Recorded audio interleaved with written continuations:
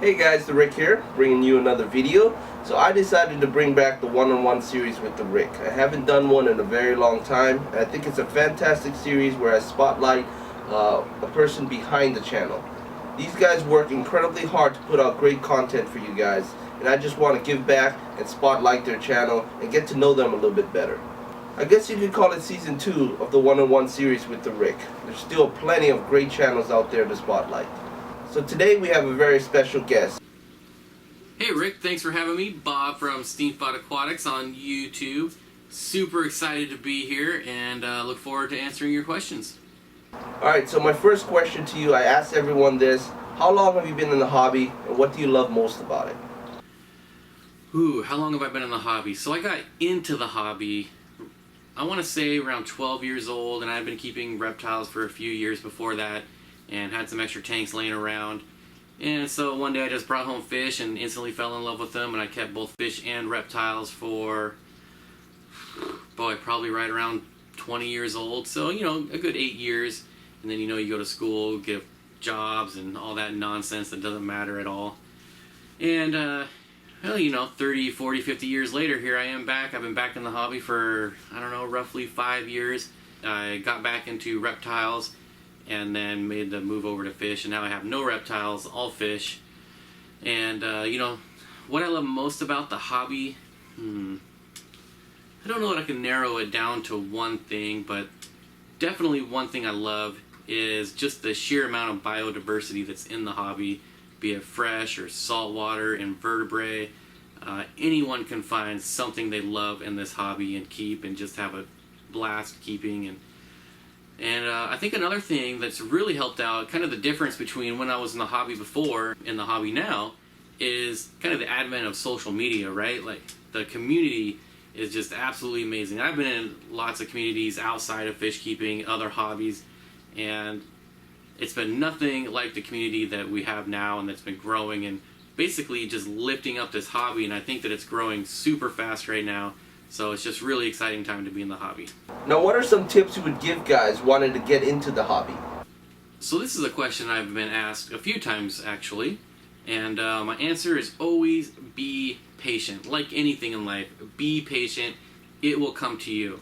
So cycling your tank, be patient. Don't waste money on products that are promising to cycle your tank in 60 seconds.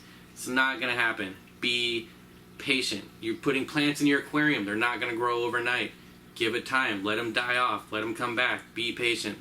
That's the #1 rule in my book when it comes to fish keeping. And then of course the other big tip is do your research. Do not impulse buy fish. Do your research, make sure you can house them. You always get the common pleco that's 18 feet long in a 10-gallon tank and it doesn't look pretty. So do your research, make sure that you can support any type of animal you're going to buy. So what do you like to do in your spare time besides fish keeping?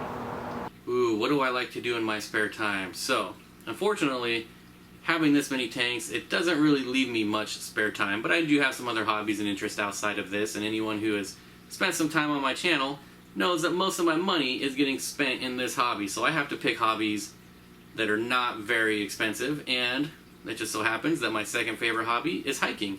I just have to buy an annual pass and I can go up into the mountains and hike around and explore and just get out in the wild with my dog and have some fun. And the other nice thing is I can pick up rocks and wood and all types of different hardscape, bring them back and throw them in the aquarium. So that's probably one of the leading reasons why I love going out into the mountains, because I can bring stuff back from my fish tanks. So are you married and have kids? And do they have the same interest in fish keeping like you do? No, I'm not married. I've never been married. I also don't have kids, and quite frankly, this hobby leaves me no money to afford a wife or kids. So, yeah, still looking, still out there, still making that journey in that part of my life, but yeah, so far, no wife, no kids.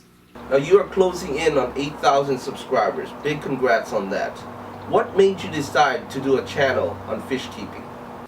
Yeah, I am getting close to 8,000. I think the time of doing this interview, I'm right at around 7,700 wonderful, awesome people that follow my channel, and super excited to have them, and super excited for the many more that will follow, hopefully. But yeah, thanks for noticing. I'm surprised that you watch my channel and that you keep up with it. So that means a lot, so thanks. And, you know, what made me start a YouTube channel? I feel like the same reason that everyone starts it. Well, most everyone who enjoys the hobby, right? You just want to film your fish in your aquariums and see how things progress, and then you get more people watching it, and then you get people commenting on your videos, and then you start doing collaborations like this with other YouTubers, and you just hop on that train and you just ride it all the way to the moon, as far as I'm concerned. So the community is amazing, the people that watch and engage are awesome, and yeah, it's just been a ton of fun, and I just can't wait to see where it goes. So my last question to you is there any plans, projects, or series come to your channel in the near future? So one of the projects I'm going to be working on come spring, when it gets a little warmer, is completely redoing my fish room. So I have to wait till spring because I have to move all the fish out into the garage, and it's not heated, so it does have to stay warm at night for the fish. And then I can set up my fish room to be more organized, because when I first got into the hobby, you get one tank, and then next thing you know, a month or two later, you have 30 tanks, and they're just scattered all over the room, no rhyme or reason. You just kind of set them up as you get them for free or cheap on Craigslist or wherever. You just end up with all these random tanks, and they don't really maximize the space. So I'm going to get rid of all the tanks. I'm going to go with a 240, a couple 125s, and then just line the walls with probably 40 breeders and 20 gallon, just regular 20 gallon, not 20 long, but the 20 high. And so I think I'll be able to maximize the space in that room a lot better. And as far as new series, I do have a new series that I'm going to be working on, and that's going to be basically putting fish tanks in classrooms for kids. It's typically called Tanks for Teachers, where you donate, go set up tanks in classrooms, and just kind of bring awareness to the hobby. It's usually fun for the kids, so that should be super fun. And I announced that in my live stream the other day. I said, all super chat donations are going to go for Tanks for Teachers. I keep that completely separate, and that'll be used to fund, filters, fish. That basically buys everything for that project. And I already have a few teachers lined up and a daycare, so that'll be a series I'll work on in the summer. I have to wait till the summer because, the school year is over in 2 to 3 months, and teachers always change classrooms during the summer, so they don't want to go through the hassle of setting it all up right now. So come summer, that's a new series I'm going to be working on as well. Really appreciate you taking the time to do this video with me. Oh, the pleasure has been all mine, Rick. We just are super excited to see you today. We really hope to see you making new videos in the future, and hopefully we will see you again on YouTube. Alright guys, it's been another one-on-one with the Rick. If you have any suggestions for another one-on-one, please leave it in the comments below. And as always, rate, comment, and subscribe. Thanks for watching.